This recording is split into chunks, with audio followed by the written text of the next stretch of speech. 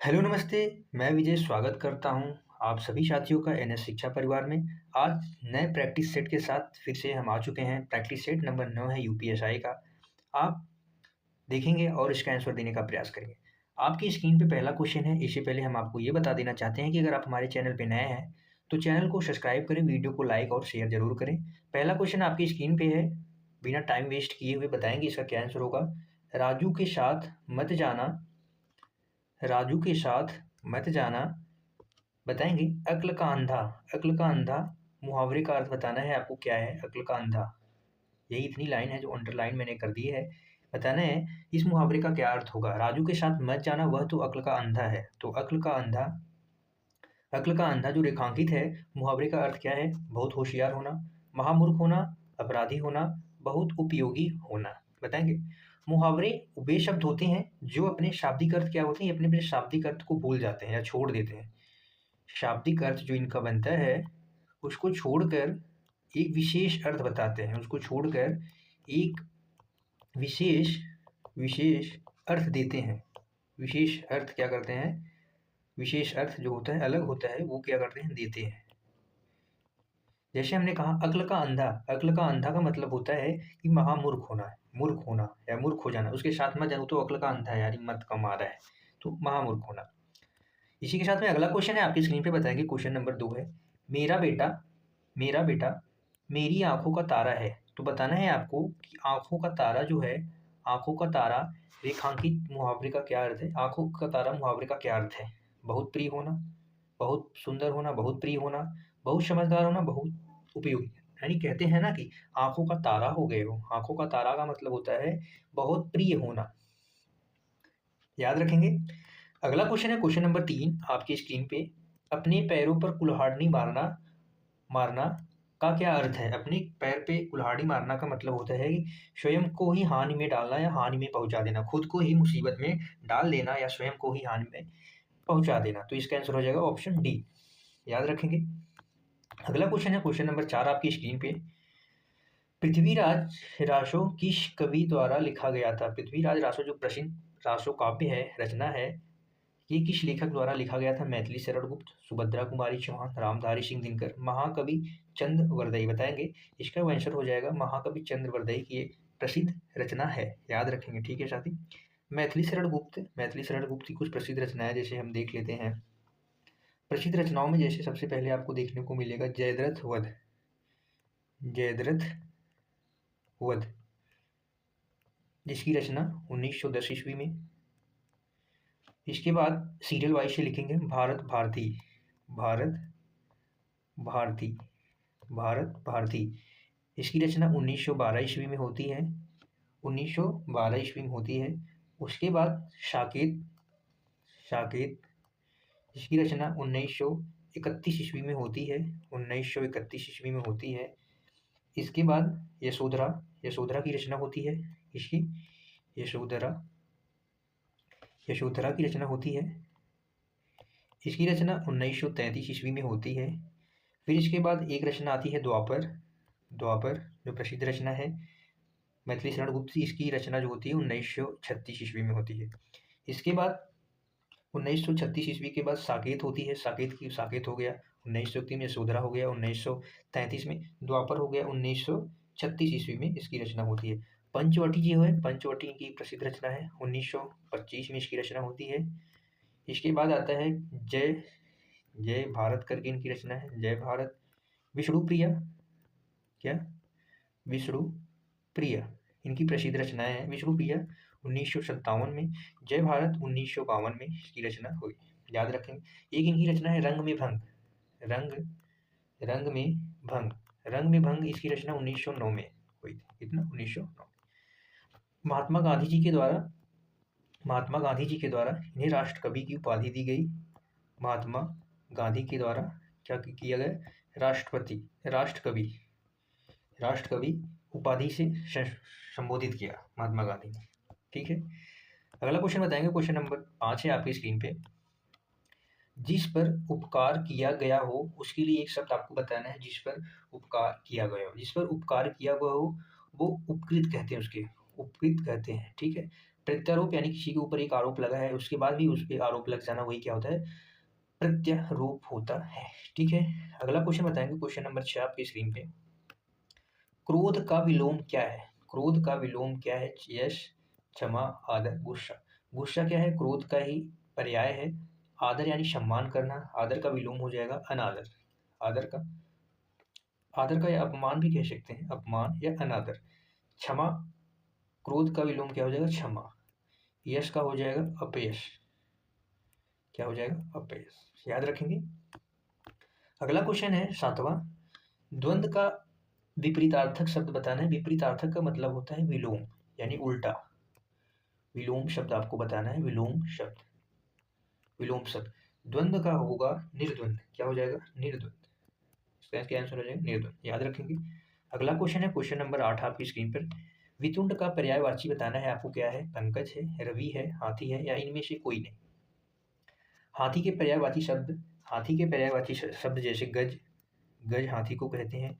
हस्ती भी कहते हैं, हस्ती, मतंग, हस्ती, मतंग, हस्ती, मतंग, द्विरज, द्विरद, उस गयन भी कहते हैं। क्या कहते हैं? गयन भी कहते हैं, वितुंड भी कहते हैं, वितुंड भी कहते हैं। तो इसका क्या आंसर हो जाएगा? हाथी। वितुंड किसका पर्यायवाची? हाथी। रवि सूरज का पर्यायवाची है, सूरज, भास्कर, भानु।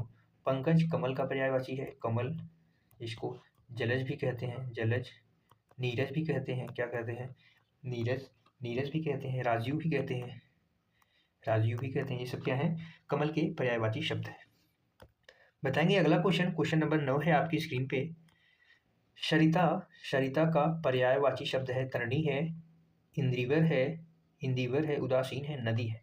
नदी के पर्यायवाची शब्द जैसे तटिनी, ततनी, इसके बाद तरंगिनी, तरंगिनी, निर्झरी, अपगा, निम्नगा, निम्नगा, अपगा। ये सब क्या है?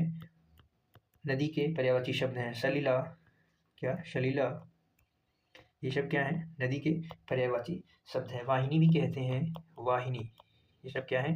नदी के पर्यायवाची शब्द हैं। याद रखेंगे साथी, नदी के पर्यायवाची शब्द हैं। सरिता भी क्या है? नदी का पर्यायवाची शब्द है। तरड़ी, तरड़ी नौका को कहते हैं, नौका, या जिसे नाव भी कहते हैं। क्या कहते हैं? नाव भी कहते हैं, जलयान भी कहते हैं, जलयान, जलयान भी कहते हैं, बेड़ा भी कहते हैं, बेड़ा, तरी। ये सब क्या है? नौका का पर्यायवाची है। अगर तरणी पूछा जाए, क्या? तरणी, एक तरीणी होता है, एक तरणी होता है। तरणी जो होता है ये सूरज का पर्यायवाची है। इसको सूरज बोलते हैं, या सूर्य बोलते हैं, या रवि कहते हैं, रवि। भास्कर, प्रभाकर, ये सब क्या है? भास्कर, प्रभाकर, भानु, ये सब सूरज की पर्यायवाची तरणी। ये तरणी, ये तरणी आपको याद रखना है, कंफ्यूजन नहीं होना है। ठीक है, अगला क्वेश्चन, क्वेश्चन नंबर 10 है आपकी स्क्रीन पे। शुद्ध वर्तनी का चयन कीजिए, शुद्ध वर्तनी का चयन कीजिए। गरिष्ठ, गरिष्ठ, गरिष्ठ, गरिष्ठ। इसका आंसर हो जाएगा ऑप्शन सी। गरिष्ठ जो है वर्तनी की दृष्टि से ये क्या है? शुद्ध है। याद रखेंगे। अगला क्वेश्चन है क्वेश्चन नंबर 11 आपकी स्क्रीन पे। निम्नलिखित पंक्तियों में से हिंदी का सही विकास क्रम बताना है कि हिंदी का सही विकास क्रम क्या है। संस्कृत, पाली, प्राकृत, अपभ्रंश, संस्कृत, अपभ्रंश, पाली, प्राकृत, पाली, पाली, संस्कृत, प्राकृत, अपभ्रंश, संस्कृत, अपभ्रंश, पाली, प्राकृत। हिंदी का विकास का क्रम एक बारी हम देखेंगे फटाक से। सबसे पहले संस्कृत, संस्कृत में सबसे पहले क्या आता है? वैदिक संस्कृत। संस्कृत में भी कौन सी संस्कृत? वैदिक संस्कृत। वैदिक संस्कृत के बाद लौकिक संस्कृत। कौन सी संस्कृत? लौकिक। लौकिक संस्कृत के बाद पाली, पाली, पाली के बाद प्राकृत, प्राकृत, प्राकृत के बाद क्या आता है? अपभ्रंश, अपभ्रंश, अपभ्रंश के बाद क्या आता है? अवहट, अवहट, अवहट के बाद क्या आता है? हिंदी। हमारी हिंदी भाषा का तब विकास हुआ।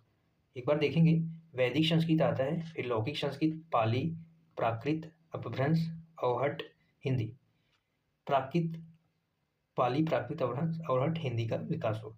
तो हम देखेंगे सबसे पहले आएगा क्या? संस्कृत, संस्कृत के बाद पाली, पाली के बाद क्या आएगा? प्राकृत, प्राकृत बाद क्या आएगा? अपभ्रंश। ये किस ऑप्शन है? ऑप्शन ए, संस्कृत, पाली, प्राकृत। संस्कृत दो भागों में है, एक वैदिक संस्कृत जिसमें वेदों की रचना, उसके बाद लौकिक संस्कृत। याद रखेंगे साथी। इसके बाद अगला क्वेश्चन देखेंगे, क्वेश्चन नंबर 12 आपकी स्क्रीन पे है। हिंदी दिवस कब मनाया जाता है, आपको बताना है हिंदी दिवस कब मनाया जाता है। 14 नवंबर, 14 अक्टूबर, 14 सितंबर, 11 अक्टूबर। हिंदी दिवस 14 सितंबर, 14 सितंबर 1949 यानी 1949 ईस्वी को संविधान सभा द्वारा, संविधान सभा ने किसने, संविधान सभा ने हिंदी को राजभाषा घोषित किया था। राजभाषा घोषित किया था या राजभाषा की स्वीकृति दी थी। राजभाषा की क्या करी थी, स्वीकृति, स्वीकार किया था, राजभाषा को स्वीकार किया था हिंदी भाषा के रूप में। राजभाषा हिंदी को, संविधान सभा ने राजभाषा हिंदी को स्वीकार किया। किस दिन, 14 सितंबर 1949 को, इसीलिए 14 सितंबर को हिंदी दिवस मनाया जाता है। अगर आपसे पूछा जाए विश्व हिंदी दिवस, विश्व हिंदी दिवस, विश्व हिंदी दिवस, तो विश्व हिंदी दिवस जो है वो 10 जनवरी को मनाया जाता है। 10 जनवरी को मनाया जाता है क्योंकि पहला हिंदी जो सम्मेलन हुआ था, पहला हिंदी सम्मेलन 10 जनवरी 1975 ईस्वी को हुआ था। 1975 ईस्वी को हुआ था, इसलिए 10 जनवरी को विश्व हिंदी दिवस के रूप में मनाते हैं, याद रखें। ठीक है, पहला हिंदी सम्मेलन हुआ था, जो पहला हिंदी सम्मेलन हुआ था वो कहाँ हुआ था, नागपुर महाराष्ट्र में। कहाँ हुआ था, नागपुर के महाराष्ट्र में हुआ था। एमएच से महाराष्ट्र समझ लीजिए। ठीक है, बताएंगे अगला क्वेश्चन, क्वेश्चन नंबर 13 है आपकी स्क्रीन पे। दिए गए विकल्प में से अशुद्ध वर्तनी वाले शब्द का चयन करना है कि अशुद्ध वर्तनी वाले शब्द कौन से हैं। बहन, बारात, उपलक्ष्य, कवायत्री। बहन सही है, बारात सही है, बारात नहीं होता, बारात कभी भी शब्द नहीं होता, ये शब्द होता है बारात। उपलक्ष्य भी सही है, कवायत्री ये सब, इसका आंसर क्या हो जाएगा, ऑप्शन डी, जो ये क्या है, गलत है। कवि होता है, कवि शब्द पुल्लिंग शब्द है, कवि शब्द क्या है, पुल्लिंग शब्द है। इसका जब स्त्रीलिंग हम बनाएंगे, जब हम इसका स्त्रीलिंग बनाएंगे तो क्या हो जाएगा, कवयित्री हो जाएगा। क्या हो जाएगा, कवयित्री। ये कैसा शब्द है, स्त्रीलिंग शब्द है। कैसा शब्द है, स्त्रीलिंग शब्द है। ठीक है, कवित्री होता है, ये शुद्ध वर्तनी है, याद रखेंगे। इसका शुद्ध वर्तनी क्या है, यही है, कवित्री, शुद्ध वर्तनी। अगला क्वेश्चन बताएंगे, क्वेश्चन नंबर 14 है आपकी स्क्रीन पे। जेहि दिश बैठे नारद फूली, सो दिश देहि न बिलो की भूली, पुनि पुनि मुनि उकसहि उलानी, देखि दशा हरगन मुस्कानी। यानी देखि दशा हरगन मुस्कानी का मतलब है कि भगवान शिव जी के गण हैं, हंस रहे हैं। मुस्कानी का मतलब हंस रहे हैं, इसलिए यहाँ पे हास्य रस है। किसको देख के, नारद जी को देख के, नारद जी को देख के हंस रहे हैं, क्योंकि वो फूली यानी जो अपना, जो क्या कर रहे हैं, घमंड यानी व्याकुल है। शो दिश देखी न बिलो की, उस साइड नहीं देख रहे हैं, उनकी व्याकुलता, उनकी परेशानी, जो उनका घमंड है आप कह सकते हैं, वो देख रहे हैं। पुनि पुनि उनको सही बुलानी, यानी उनकी व्याकुलता जो बार बार उछल रही है, उसको देखकर हरिजन गण मुस्कानी। गण का मतलब है गण, हरि, हर का मतलब भगवान शिव जी के जो गण हैं उनकी दशा को देखकर मुस्काहें यानी मुस्कुरा रहे हैं, इसलिए यहाँ पे हास्यात्मक रस है, हंसी की बात हो रही है, हास्य रस है, याद रखेंगे साथी। अगर आपसे रस की संख्या पूछी जाए, रस की संख्या पूछी जाए, रस कितने होते हैं, 8 होते हैं। किसके अनुसार, भरत मुनि के अनुसार, भरत मुनि, भरत मुनि के अनुसार, भरत मुनि के अनुसार। भरत मुनि ने शांत रस को नहीं माना है, शांत रस को क्या किया है, नहीं माना है, नहीं माना है, शांत रस को नहीं माना है। भरत मुनि रसों का वर्णन जो है, रसों का वर्णन नाट्य शास्त्र में किया है। किसमें, नाट्य शास्त्र में हमें देखने को मिलता है कि रसों का वर्णन नाट्य शास्त्र में इन्होंने किया है। भरत मुनि के अनुसार रस कितने होते हैं, 8। लेकिन अगर वैसे रस के भेद पूछा जाए तो रस के भेद वैसे 9 रस होते हैं। कितने होते हैं, 9 रस। लेकिन भरत मुनि के अनुसार रस कितने होते हैं, तो 8 रस होते हैं। शांत रस को भरत मुनि नहीं मानते, याद रखेंगे।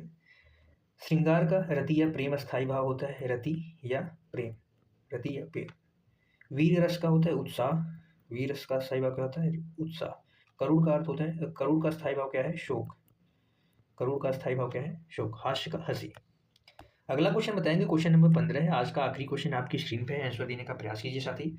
राजा, राजा का बहुवचन है, राजा का क्या बहुवचन है, राजा शब्द का बहुवचन आपको बताना है, राजाओं, राजाएं, राजा, राजागण। बहुवचन एक शब्द से अनेक होने का बोध हो, एक शब्द से एक शब्द से अनेक होने का बोध हो, अनेक होने का क्या हो, बोध हो, तो वहाँ पे बहुवचन होता है। राजा शब्द का बहुवचन राजा ही होगा। राजाओं इसका तिर्यक बहुवचन है। कौन सा बहुवचन है? तिर्यक बहुवचन है। तिर्यक बहुवचन।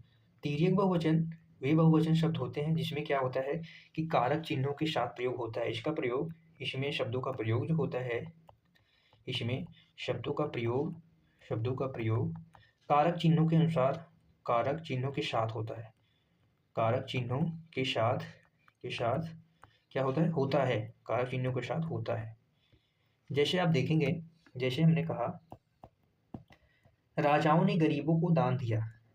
राजाओं ने गरीबों को दान दिया। तो यहाँ पे क्या है? राजाओं ने क्या है? कारक। ने क्या है? कारक चिन्ह है। ने क्या है? कारक चिन्ह है। तो राजाओं हमेशा बहुवचन नहीं है, तिर्यक बहुवचन। अगर आप राजा का बहुवचन क्या होगा? राजा ही होगा, इसका बहुवचन नहीं होगा। ठीक है, ये तिर्यक बहुवचन है और इसके साथ हमेशा कारक चिन्ह का प्रयोग किया जाएगा, वैसे नहीं तो इसका बहुवचन नहीं बनाया जा सकता। याद रखेंगे। अंत तक बने रहने के लिए, क्लास पूरी देखने के लिए आप सभी साथियों का धन्यवाद है, तहे दिल से धन्यवाद है। क्लास में अंत तक बने रहने के लिए। क्लास को पूरी जरूर देखा करिए साथी। इसके बाद और अपना स्कोर बताएंगे कि आपका क्या स्कोर बना है। ठीक है, 15 में से क्या आपका स्कोर बना है। मिलते हैं अगली शानदार क्लास में। तब तक के लिए बाय बाय आप सभी साथियों का। मस्त रहिए, खुश रहिए, पढ़ते रहिए। मिलते हैं अगली क्लास में। Thank you so much to all of you. Take care.